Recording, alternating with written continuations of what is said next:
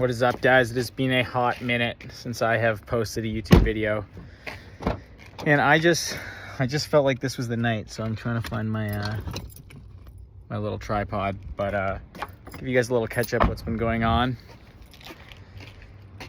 Ecom, copywriting, life, business, growing, the whole fucking 9 yards. So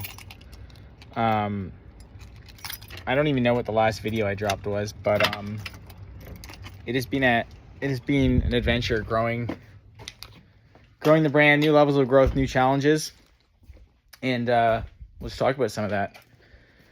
I think it's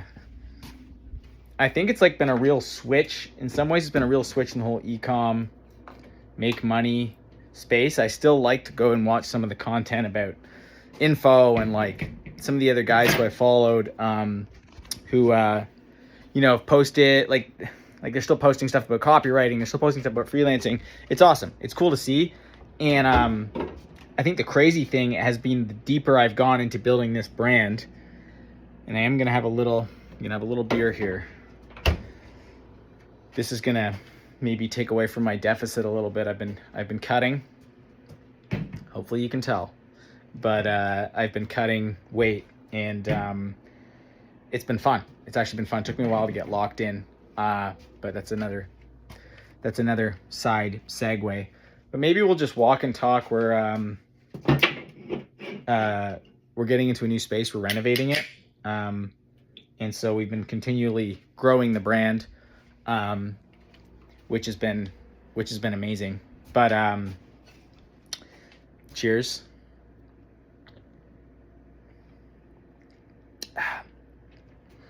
I'm not a good multitasker, so we'll see how this goes. Walking through the new space and showing you guys what's going on. But hopefully I can get some thoughts out there at the same time that I walk you through this. So for context, I typically don't share like specific numbers in this video, or like super specific stuff. But at the same time, I'm learning more and more just how hard it is to do this at scale. How hard it is to run a brand and grow a brand and do all this, that I'm a little less worried about sharing stuff now than I was before. But all that to say, I started this channel talking about freelancing and talking about starting from zero, making money, taking action, starting a business, building your dreams, all this stuff that I've wanted to do for so long, and that took me a while. I'm 32 years old now, and here's a space. So we're renovating it. It's about like 66,500 square feet ish. It's next door to the space that we have, and we're ripping some stuff out. There's a brewery before, and we're building new office space, new fulfillment space, new production space for the Tell the Truth, and get some more lights on here. So there's a decent amount of work to be done.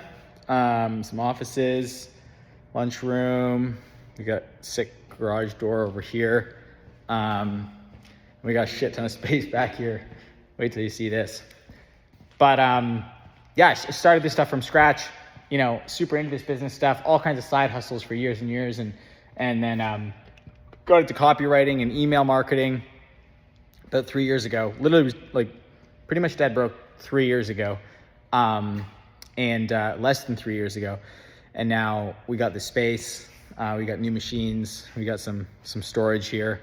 This is just half of it, less than half of it. It's kind of dark, but this is all the new space we're building out for the production area, for the fulfillment, for all this stuff to add new tallow products. So it's pretty exciting.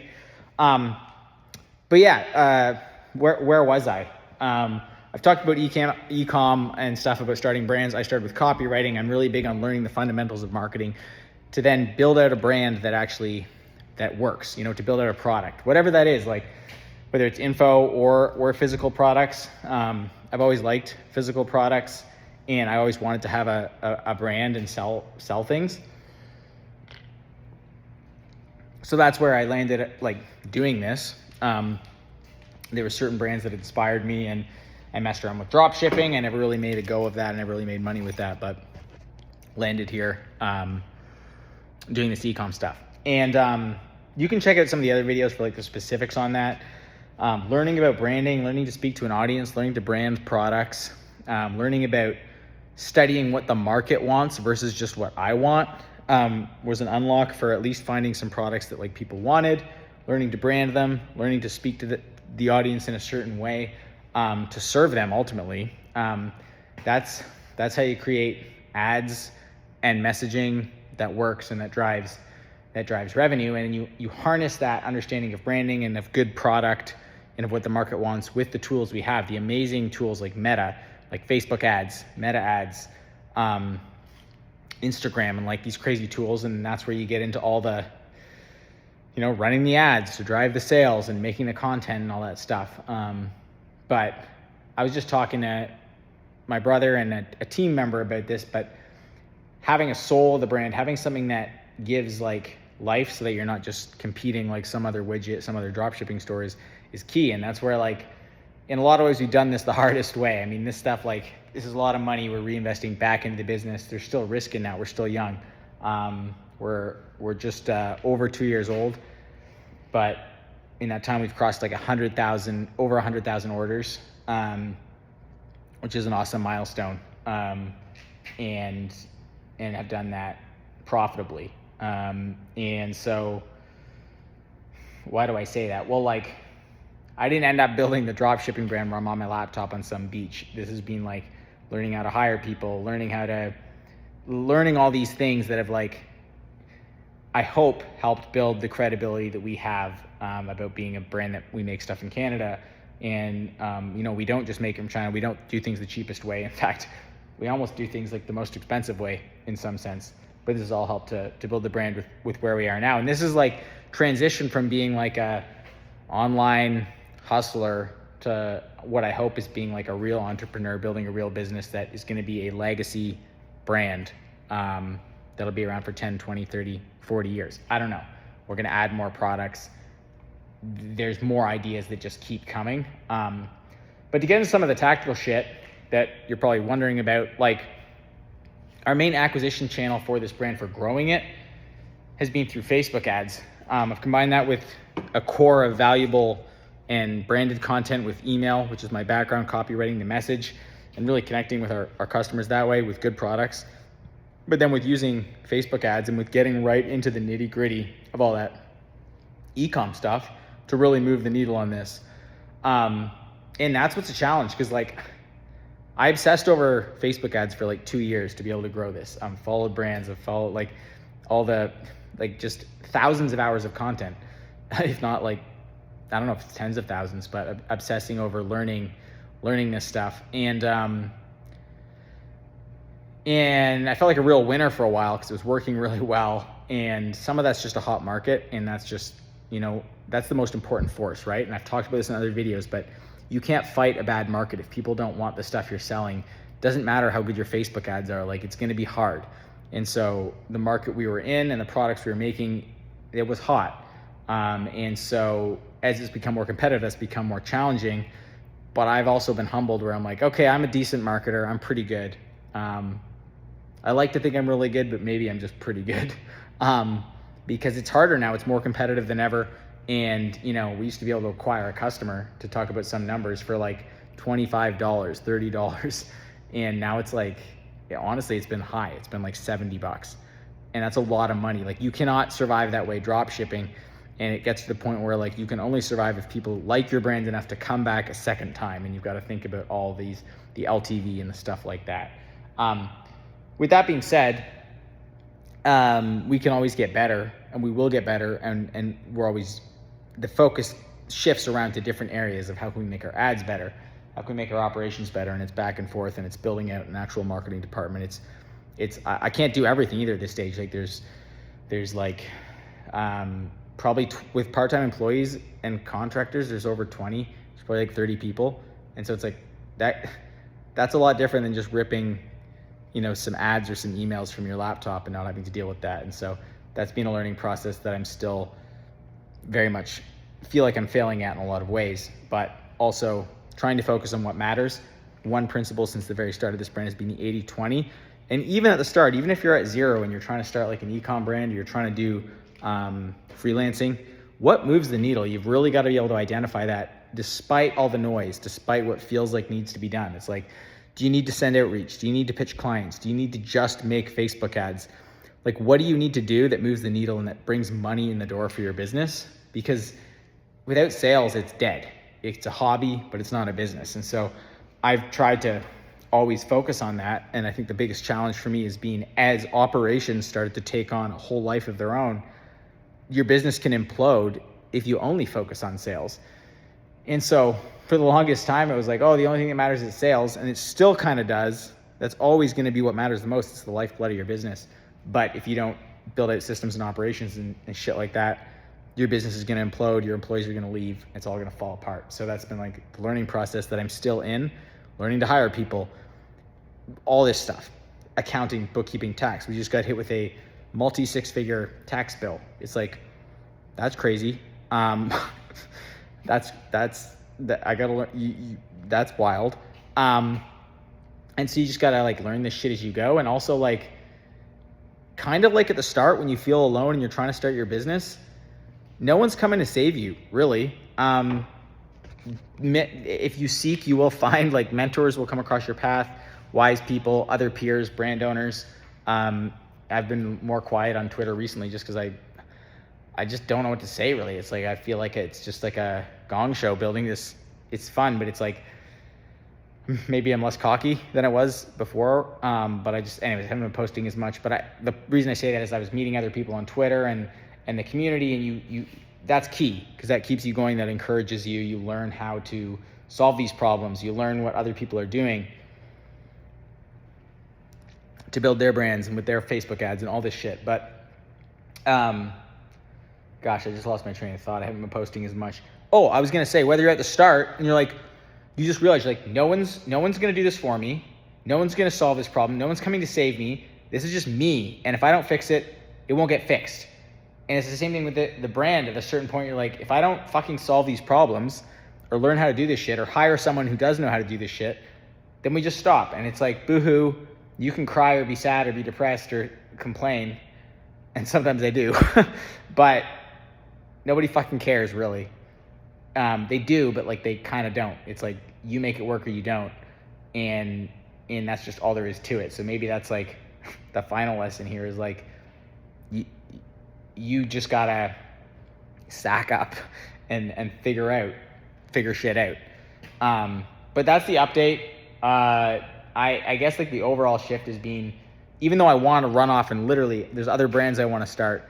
Sometimes I want to run an info, and I've talked about courses, and I was like, that sounds like easier and more fun, and just like the hustle mentality and the copywriting and the direct response. And it's like, I just want to freaking sell a course on Gumroad or have a coaching product and bounce around on my laptop, and I don't know.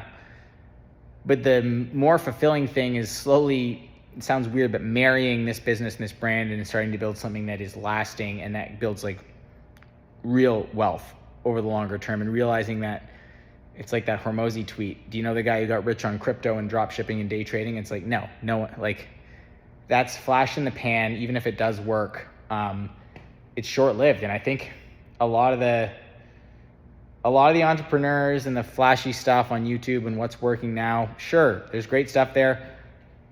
But I think more and more, I've been forced to not get caught up in the shiny objects. Whereas when I was starting, nothing was working, so everything was a shiny object. And now it's like, when you have something working, even when it's hard, even when your Facebook ads suck and your ROAS drops, you know what you need to focus on to actually move the bigger needle. And the leverage is on the thing you're already working on. It's not on going and starting some high ticket coaching program that could make you $100,000. And that sounds crazy, but it's like, there was a time when I was posting more consistently, I was like, I could probably go get a high ticket coaching program to $100,000 a month. I could probably still do that I know I could do that if I really focused on that. I'm not trying to brag. It's just like, Hormozy talks about this too. The better your skills get, the more you want to jump to another opportunity where you could get to the same place you are now, but in a different business model. But that's a temptation, because then you're starting again and you're going to hit the same wall again, right?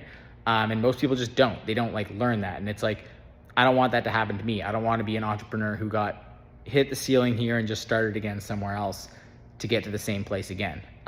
We'll see. You also, Ben Francis, the founder of Gymshark, he got up to a certain point. He was the CEO, I think, up to like 10 million or something, and then he stepped down, and then he jumped back in as the CEO when they were at like 500 million or a billion or something. That's crazy. That's pretty rare. Sometimes I definitely feel like I'm not the person to be the CEO, but it's also like, well, until you're at 50 million, that's kind of a random number, but until you're at like 50 million, like you're still becoming a real brand. And that might sound crazy, but you start to realize that more and more. Still nobody knows who you are, and still like the founder is very important to like be the person driving the brand forward. So that's what I'm trying to do. And we're just still trying to be scrappy and not get complacent where it's like, oh, even though, more money comes in, well, the mistakes are way more freaking expensive too. And so it's almost just as easy to screw up, but it could be way worse if you screw up badly, because you could go under. So all that to say, I'm just trying to be like, I guess like humble enough to be like, fuck, I don't know shit. I need to get help, but I'm also the person to do this right now. And if we want to drive this forward and keep going, same thing. Okay, I gotta do what I need to do to move this forward. And so whether you're starting out from scratch and you want to start a business, and you want to start a freaking landscaping business, or you want to start freelancing, or I don't know what all the kids are doing with AI now. Side note, I think AI is a distraction. I think it's a tool. But if you think your whole business is going to be AI, I don't think there's many people who are going to make a whole business out of that. I could be wrong. I just feel that way. Sell a real thing to a real person, and don't fuck around. Like, you use it as a tool, but I just like an AI sales agent. Like, fuck. How many people do you get on Twitter pitching you with that shit? So I don't know who's watching this or who kind of gets that vibe, but I think you know what I mean. It's like, sell some real shit to real people. Use AI as a tool. If it fits into your business, great. But relationships and being real and people trusting you, and increasingly more and more and more, I think the real shit is going to be what is valuable. And I know people are like, oh, you won't be able to tell soon. It's like, the fucking AI ads still barely work. So maybe I'm behind, but I think it's a tool. You can use it, but like, don't get distracted by that. Build a real business. And I don't know. That's just where I'm at there. But I think that's pretty much it. It's a tough time of year, honestly. Like I said, it's competitive on Facebook. Trying to get more creative out there. I'm trying to figure out how to not just be me making ads. For the longest time, I just ripped ads in Canva and CapCut and could spend $100,000 on them at a 2 or 2.5 ROAS. And it's like, that was crazy. That's not normal. That's not the case all the time. And now it's harder. And so I'm learning to do all the UGC stuff, the ads and stuff. So pitch me on ads, and no guarantees, but we're learning how to do more of that. And I think that's pretty much it. It was good energy tonight, and I felt like I should fucking post a YouTube video and document more of this. So here I am in the new space. We're officially an 8-figure brand. I can share that. We're going to be a 9-figure brand in the next few years. And this all started on money Twitter, and with a entrepreneur who had a bunch of failed side hustles. And I don't by any means feel like I've made it at all, but it is cool to be building this out, to have a team, to have customers that love our products, to continue to make more products. It's a challenge, and you just adjust. The numbers and the problems just get bigger, but it's also fucking cool. So don't give up. You should 100% start your ecom brand. Go small. Start small. Make a cool product. Brand it in a cool way. Make the exciting version. I said this before, I'll say it again. Make the version of something that you like, but make the version you would want to find. New labeling, new branding, new messaging. Make something fucking cool. And you got a shot. So that's it. That's the vid. Drop a comment, drop a like if you lasted this far, and I'll see you. Peace.